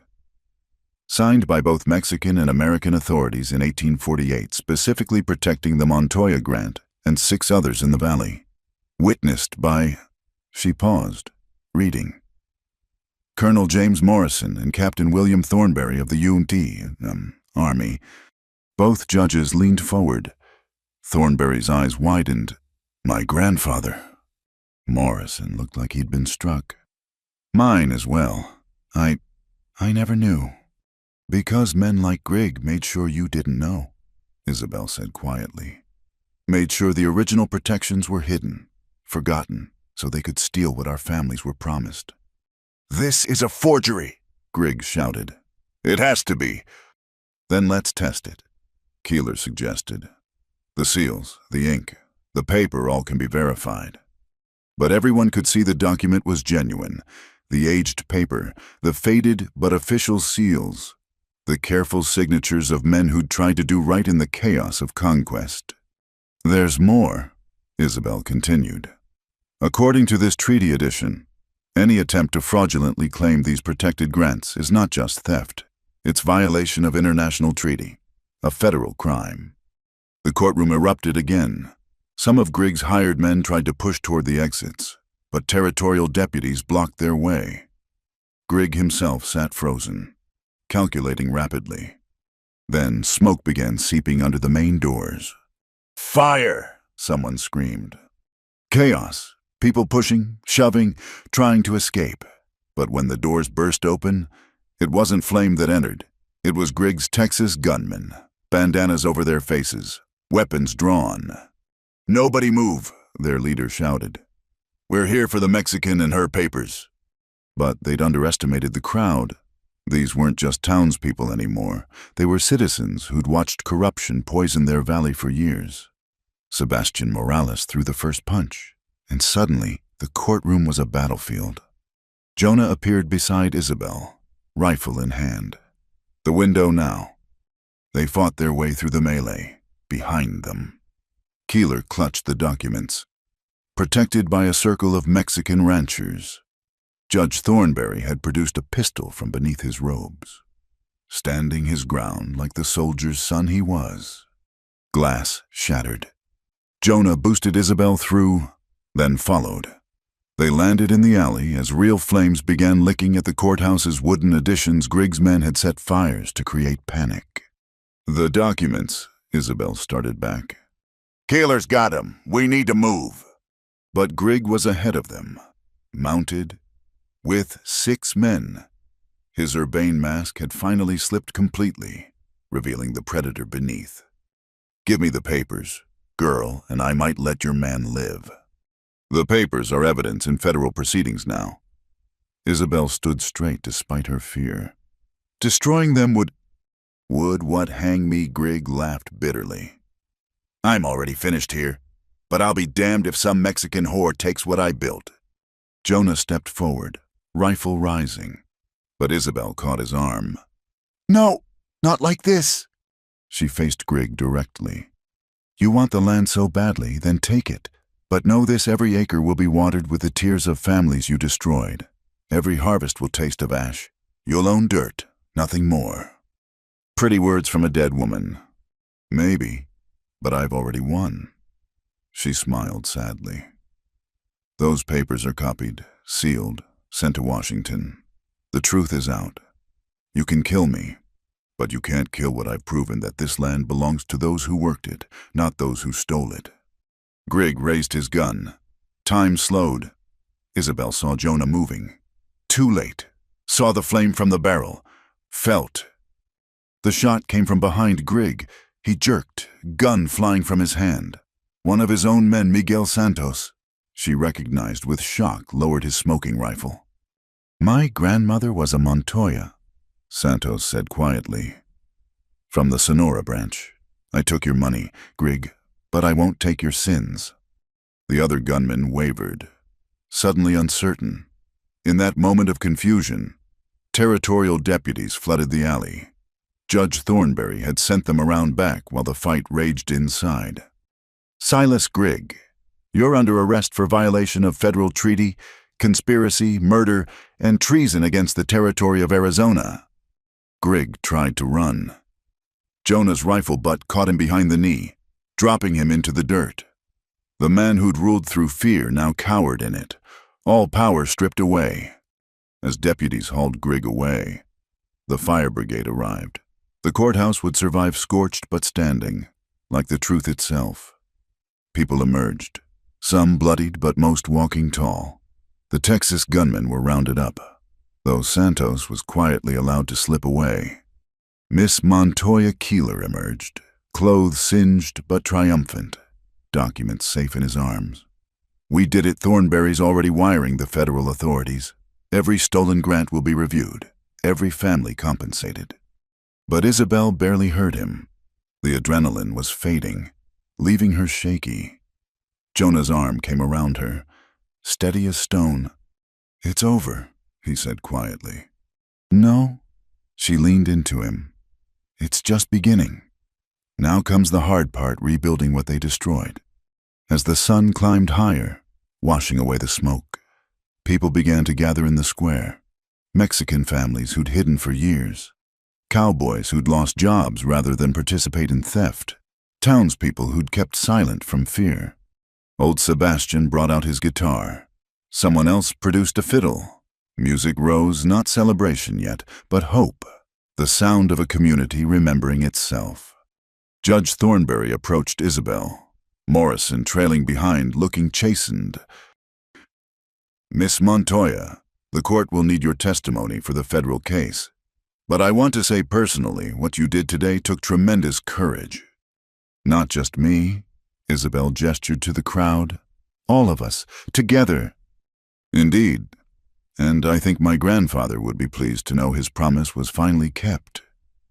He produced an official seal. "Your land grant has been verified and recorded. Congratulations.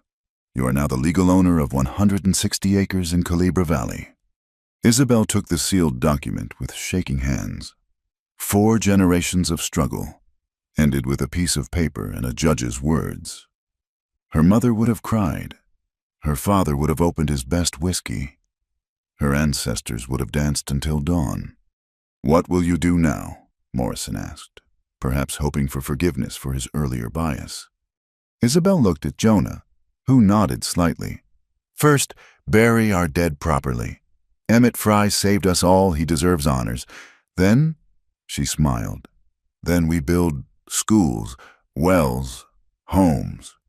We make this valley what it should have been all along, a place where anyone can make an honest life. And Grigg will face federal justice, though I suspect prison walls won't hold him as tight as the knowledge that he lost, that the people he despised took back what was theirs through law, not violence." As the day wore on, the stories came out. Each moved marker remembered and mapped. Each threatened family naming names. By sunset, the federal prosecutor from Tucson had enough evidence to hang Grigg's entire organization. But in the square, there was no talk of hanging. Instead, there was planning. Which families would return to which lands? How to share water rights fairly. Whether the school should be adobe or wood frame. "You did this," Jonah told Isabel as they watched children play where gunmen had stood hours before. "We did this," she corrected. "All of us who refused to give up." He pulled her close as the evening star appeared. "So what now, Miss Landowner? You've got your dirt, your justice, your future. What else could you want?" She turned in his arms, reaching up to touch his face. "A partner. Someone to help me work that land. Someone who knows that freedom isn't about running, it's about having something worth staying for." "That sounds like a proposal." "Maybe it is." He kissed her then, there in the square with half the town watching, not fierce like the storm, but deep and sure and permanent as the mountains themselves. When they broke apart, Nettie Hobbs was watching from her wagon, bandaged but grinning. "About time," she called. "I was starting to think I'd have to lock you two in a root cellar." Laughter rippled through the crowd. As stars filled the desert sky, Isabel Montoya stood with her people, her land secured, her future bright, and her hand in that of a man who'd learned that some things were worth stopping for. Tomorrow there would be work endless, back-breaking work of rebuilding. But tonight, there was music and hope and the knowledge that justice, however delayed, had finally come to Culebra Valley. And somewhere in the darkness, a hawk cried not hunting now, but calling to its mate, free as the wind, but choosing to stay. 6 months after the trial, Culebra Valley bloomed with new life, where fire had scorched the earth. Spring grass grew thick and green. The old boundary markers had been restored. each one blessed by Father Miguel and witnessed by both Mexican and American families. But it was the human changes that mattered most. Isabel stood at the rise overlooking her land, watching Jonah and a crew of men working on the frame of what would be the valley's first school. The building rose from the earth like hope itself, solid timber posts, adobe walls already shoulder high, space for 3 classrooms and a small library. Never thought I'd see the day, Sebastian Morales said, joining her. He'd been elected the valley's first Mexican-American Justice of the Peace, a position that would have been unthinkable under Grig's rule. Your mother would be proud, mija. She always said education was the only inheritance that couldn't be stolen. Isabel adjusted her blue shawl against the morning chill. Now every child in the valley will have that chance. Below them, wagons arrived with more supplies. The school project had become a community effort, ranchers donating lumber, miners contributing labor on their off days, townswomen organizing fundraising socials. Even some of Grig's former employees had stayed to help rebuild what they'd helped destroy. Letter for you, Miss Montoya. Young Tom Martinez rode up, proud in his new position as postal carrier. The federal government had finally established a proper post office in Last Chance. Recognition that the town was more than a lawless way station. Isabel opened the envelope, scanning its contents with growing excitement. It's from Sister Maria at the convent. She's accepted my offer to come teach. She'll arrive next month with books and supplies. A real teacher, Sebastian marveled.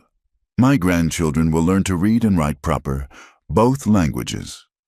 That had been one of Isabel's conditions. The school would teach in English and Spanish, both, honoring the valley's heritage while preparing its children for the future.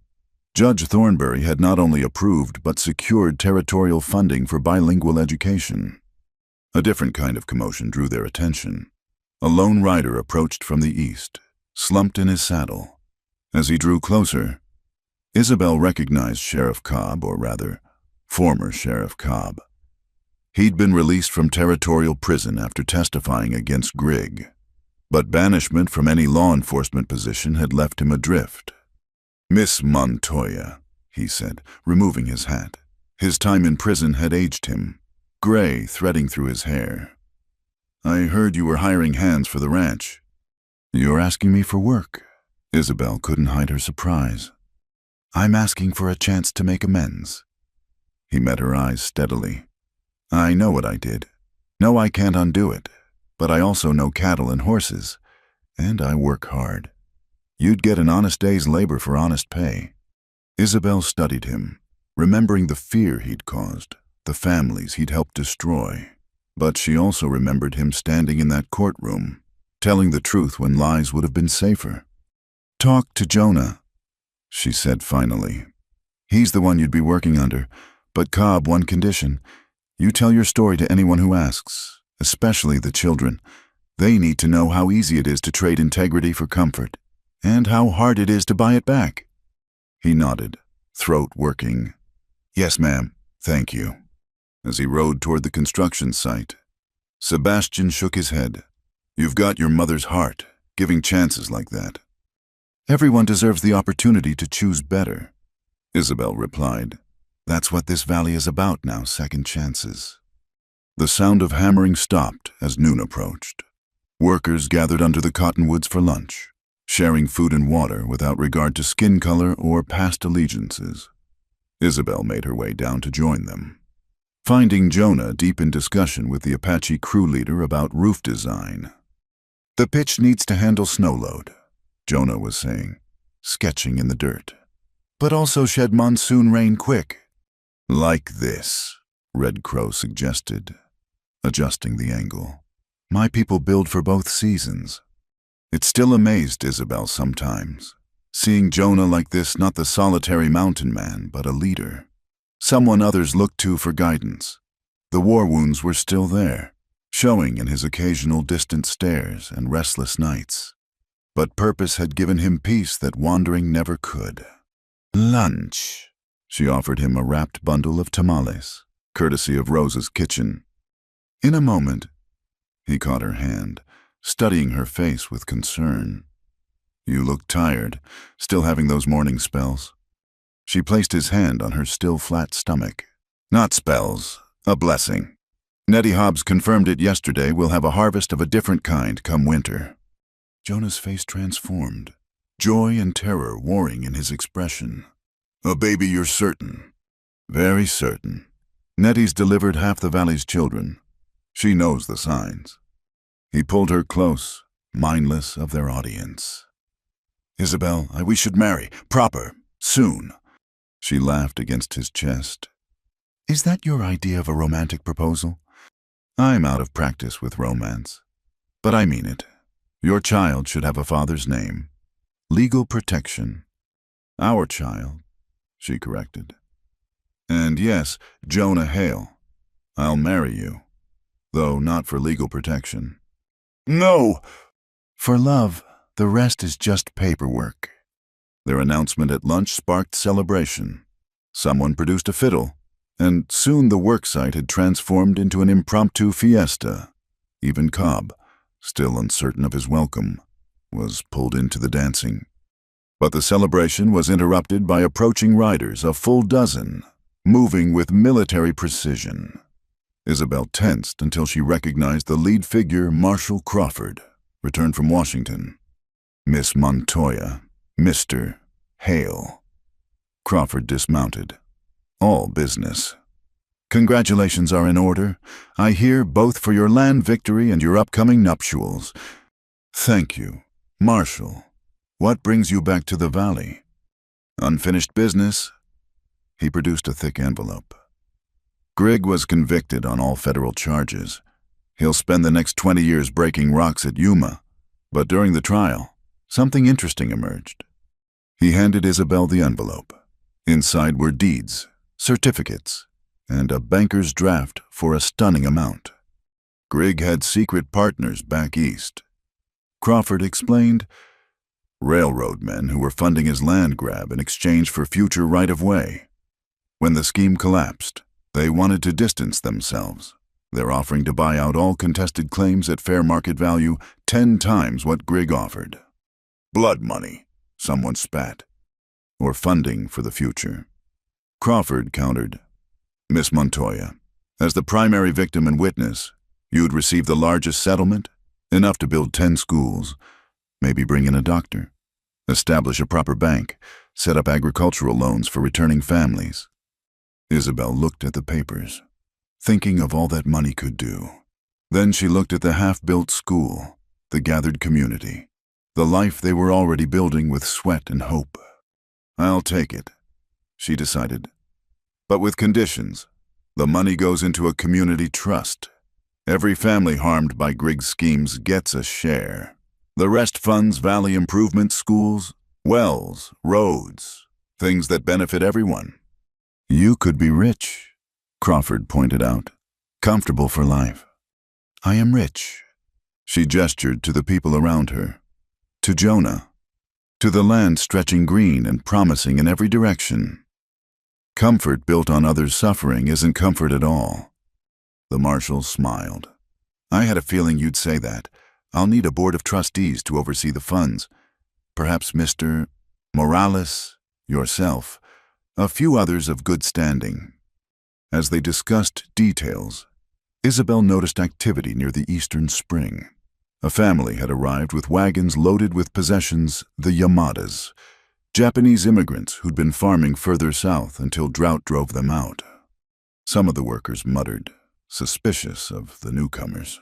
But Isabel walked over, Jonah beside her. "Welcome to Culebra Valley," she said in careful English. "Are you looking for land?"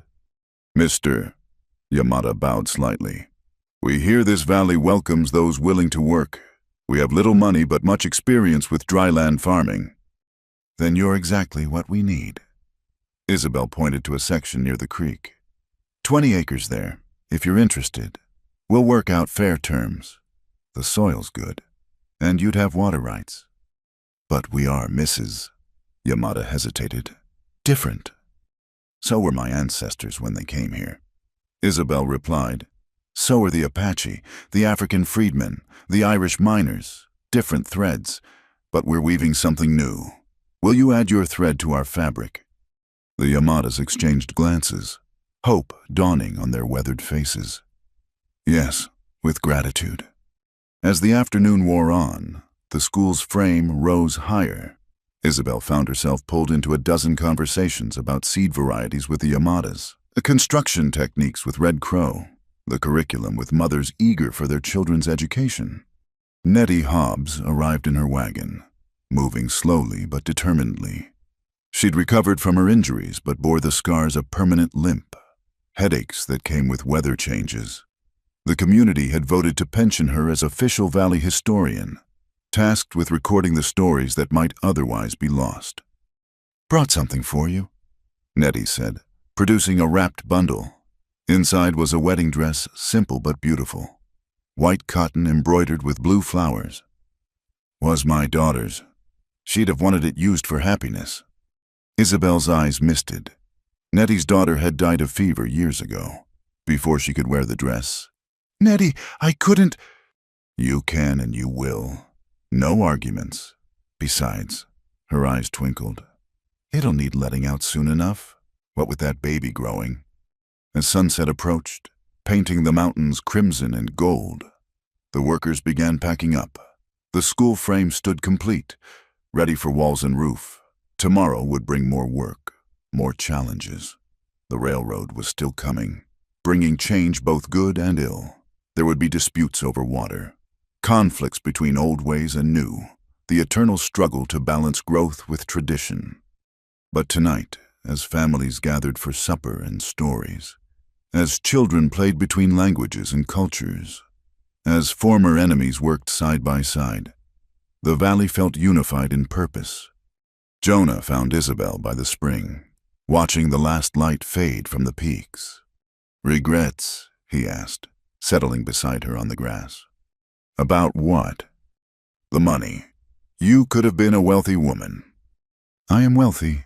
She leaned into him.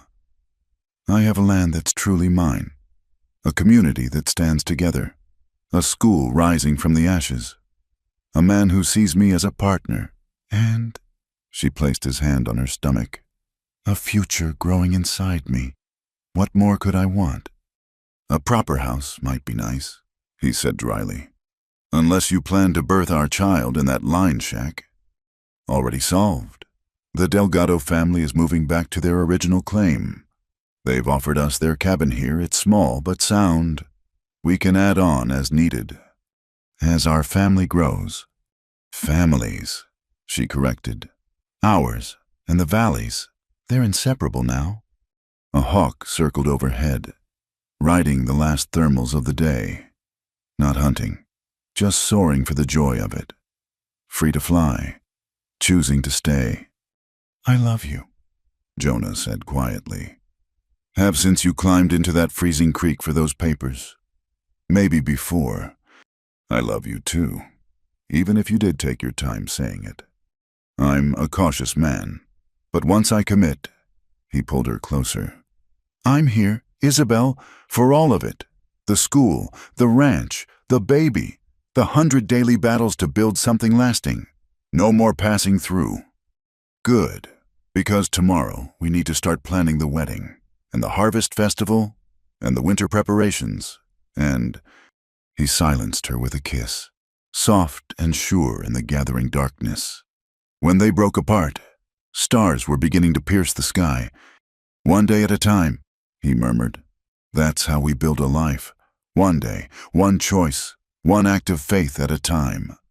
They sat together as night claimed the valley, listening to the sounds of their community laughter from the Morales house, singing from the freedmen's camp, the soft murmur of evening prayers in multiple languages, all the voices of Culebra Valley, distinct but harmonizing, creating something new from ancient soil. Tomorrow there would be a school to build, a wedding to plan, a future to shape. But tonight, Isabel Montoya sat with the man she loved, their child growing beneath her heart, on land that was finally, truly, legally hers. The fight for justice had been won not with guns, but with courage, not through violence, but through community. not by one person's strength, but by many people choosing to stand together. And in that choice, repeated daily, lay the real victory, not just papers or property, but the proof that different people could build something together that none could build alone. That was the true inheritance, not just land, but the knowledge that justice, though delayed, would not be denied to those with the courage to claim it. 3 years later, the autumn sun cast long shadows across Culebra Valley School as children spilled out for recess. Their laughter echoed off the adobe walls, a sound that never failed to make Isabel smile. She stood in the doorway of the main classroom, one hand resting on her swollen belly. Their second child would arrive before winter's end. "Mama, look!" 3-year-old Anna Hale ran toward her, braids flying, clutching a paper covered in careful letters. "I wrote my name. Miss Maria says I write better than the big kids." Isabel knelt carefully, examining her daughter's work. Anna had her father's steady hand and her mother's determination, a formidable combination. "Beautiful work. Mia, your papa will be so proud." Where is Papa? Anna's gray-green eyes, Jonah's eyes, and Isabel's face scanned the horizon. "Leading the forest survey team. He'll be home by supper." Isabel smoothed her daughter's hair. "Why don't you show your writing to Grandmother Nettie? She's in the library." As Anna raced off, Sister Maria emerged from the adobe building, wiping chalk dust from her hands. The nun had adapted to frontier life with surprising ease, trading her convent's quiet halls for a classroom full of energetic children from a dozen different backgrounds. 28 students today, Maria reported with satisfaction. The Yamada twins are progressing beautifully in English, and young Tom Martinez is ready for advanced mathematics. And the new family from Oklahoma, the Patterson children, are settling in. The older boy had some words about learning alongside Mexican children, but Pedro Morales set him straight. Maria smiled. "Nothing teaches tolerance quite like being outrun and outscored by those you claimed were inferior." The school had become more than Isabel had dared dream. 3 classrooms, a library with books in 4 languages, and plans for a secondary program next year. The territorial government had begun sending other districts to observe their bilingual education model. A dust cloud on the eastern road announced visitors. Isabel shaded her eyes, recognizing the lead rider's distinctive posture. Jonah had returned early, and he wasn't alone. Behind him rode 6 men in the new Forest Service uniform, and with them, a familiar figure, Theodore Keeler, now a territorial judge, his wild white hair somewhat tamed beneath a proper hat. Isabel Keeler dismounted with surprising agility for his age. "Good news from Prescott. The territorial legislature has approved funding for a medical clinic. They're sending a doctor young fellow named Harrison and a trained nurse." "That's wonderful. Where will we put them?" "That's where I come in," Jonas said, swinging down from his horse. He kissed Isabel's cheek, then rested his hand briefly on her belly, checking as he always did. "The Forest Service wants to establish a ranger station here in the valley. They'll provide materials and labor. We build their station. They help us build the clinic." The partnership made sense. As the territory developed, the need for managed forestry had become clear. Jonah's knowledge of the mountains, combined with his newfound stability, had made him the natural choice for head ranger. "There's more," Keeler continued. "The railroad's definitely coming through, but not as Grigg planned. They're routing through the northern pass, leaving the valley's heart untouched. There'll be a depot at last chance, bringing trade without destroying the land." Isabel felt tears prick her eyes. Pregnancy always made her emotional, but this was genuine joy. Every piece of progress felt like validation of their struggle, proof that fighting for justice had been worth the cost. "Papa," Anna's voice carried across the schoolyard. She ran full tilt into Jonah's arms, chattering about her day. He listened with grave attention, examining her writing as if it were a crucial treaty. "Shall we tell them about the letter?" Keeler asked, eyes twinkling. Jonah nodded, producing an official-looking envelope. "From Washington. The Department of Interior is creating a new program, land grants for agricultural education. They want to establish an experimental farm here, testing crops suitable for high desert cultivation. Run by, Isabel asked, though she suspected the answer. The Yamada family, in partnership with the school. Toshi's dry farming techniques have tripled yield per acre. Washington wants to learn what he knows. As if summoned by his name, Toshi Yamada appeared with Sebastian Morales, deep in discussion about the upcoming harvest. The two men had become unlikely friends, bonding over their shared love of the land and their determination to prove that different cultures could strengthen rather than divide a community. Mrs. Hale. Toshi bowed slightly. The corn varieties we discussed are showing great promise. With selective breeding, we could develop strains that need half the water of traditional crops. Imagine, Sebastian added, feeding twice as many families with the same resources. That's the future we're building. The afternoon wore on with planning and discussion. Where to site the clinic, how to integrate the experimental farm with the school curriculum, which families might be interested in the forest service jobs.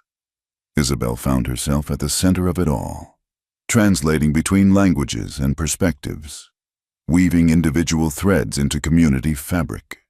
As the sun began its descent, painting the mountains in shades of copper and rose, the daily transformation began. Workers became musicians, mothers became dancers, and the schoolyard became a plaza. It had started spontaneously in the months after Grigg's defeat, people gathering to share food and stories, to celebrate survival and plan for tomorrow. Now it was tradition, as essential to valley life as water or soil. Isabel sat with the other women, hands busy with sewing while keeping one eye on the children. Her pregnancy limited her dancing, but not her participation. Beside her, Nettie Hobbs worked on her chronicle, recording the day's events in careful script. For posterity, Nettie explained, though everyone knew she just couldn't stop collecting stories. Her official history of the valley was nearly complete, a document that would preserve not just facts, but the spirit of their transformation. Mrs. Hale, a young voice interrupted. Isabel looked up to see Sally Patterson, the Oklahoma girl who'd arrived suspicious and scared. My PA says we're staying permanent. Says this is the first place he's felt honest work gets honest reward. I'm glad, Isabel said warmly. The valley needs families like yours. I wanted to say, Sally struggled with words. I'm sorry for what my brother said about learning with Mexican kids. He knows better now. We all learn, Isabel replied. That's why we have schools. As full darkness fell, lanterns were lit, casting warm pools of light. Jonah found Isabel, settling beside her with Anna drowsing in his arms. Tired, he asked. The good kind, the kind that comes from building rather than fighting. Speaking of building, I've been thinking about our house. With another little one coming, we'll need more room. Already planned. The Delgado's nephew is a fine carpenter. He'll start the addition next month. You think of everything. I try. Someone has to keep you forest wanderers civilized. He chuckled, the sound rumbling through his chest. 3 years ago, you were the one needing rescuing from civilization. 3 years ago, we were different people. She leaned into him, careful of Anna. Scared, angry, alone. Now look at us. Now look at us, he agreed. The music shifted to something slower. Older, a Mexican lullaby that Isabel remembered her mother singing. Across the plaza, she could see the fruits of their labor. The school, solid and welcoming. The well-maintained roads connecting previously isolated families. The telegraph lines bringing news from the wider world. Gardens growing where dust had ruled. But more than physical changes, she saw the human ones, former enemies working together, children playing without regard to the divisions that had consumed their parents, knowledge being shared across cultural lines, justice not as an abstract concept but as daily practice. Mama, Anna stirred, blinking sleepily. Tell the story. Which story? Mi amor. About the storm, and Papa, and the kiss. Isabel blushed, while Jonah grinned. Anna had overheard some version of their courtship, probably from Nettie, and demanded it as a bedtime story with increasing frequency. Once upon a time, Isabel began, there was a woman with important papers and a man who lived in the mountains. She told it simply, safely, turning their desperate flight into an adventure, their conflicts into challenges overcome by cleverness rather than violence. In Anna's version, the kiss was because they were happy, not desperate.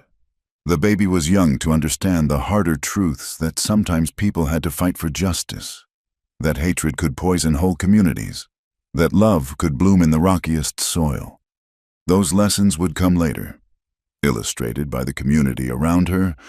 For now, it was enough that she grew up surrounded by proof that different people could build something beautiful together.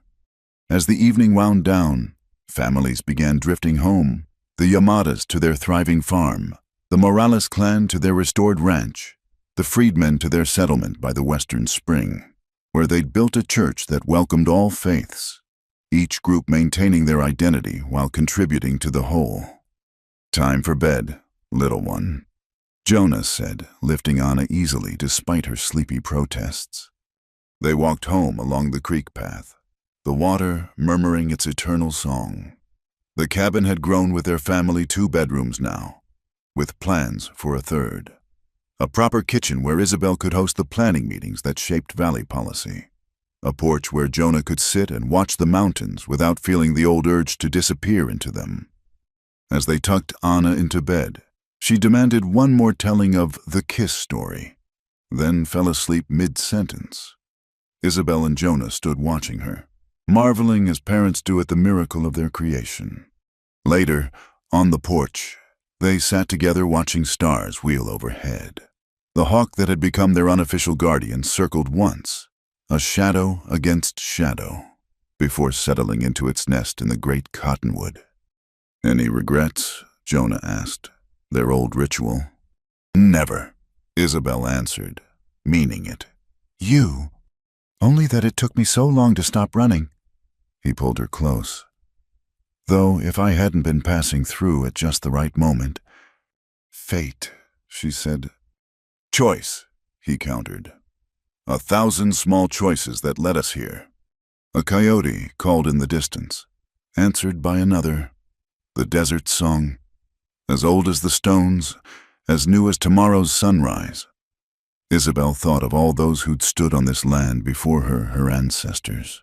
The native peoples before them, all the generations stretching back to the beginning of memory. Each had faced their trials, made their choices, left their mark. Now it was her turn, their turn, not just to hold the land but to help it flourish, not just to preserve the past but to build the future, not just to survive but to thrive. Creating a place where Anna and her sibling and all the valley's children could grow up knowing that justice was possible, that different people could live in harmony, that love could indeed conquer hate. What are you thinking? Jonah asked. About tomorrow. Parent meetings at the school, the clinic groundbreaking. 3 families arriving from Sonora that need housing assistance. The Autumn Festival Planning Committee. I meant, what are you thinking about right now? This moment. She turned in his arms, smiling. I'm thinking that I'm home. We're home. And that's everything. Above them, the stars continued their eternal dance, indifferent to human struggles and triumphs. But below, in the valleys and mountains of the Arizona territory, people were writing new stories on ancient pages, stories of courage and community, of justice delayed but not denied, of love that crossed all boundaries.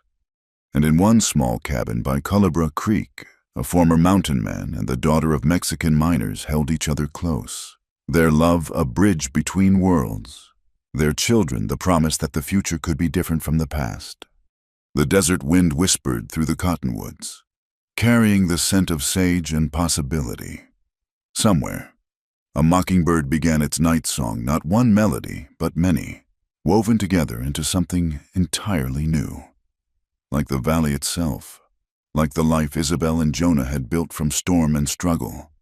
No longer passing through, finally, forever, home.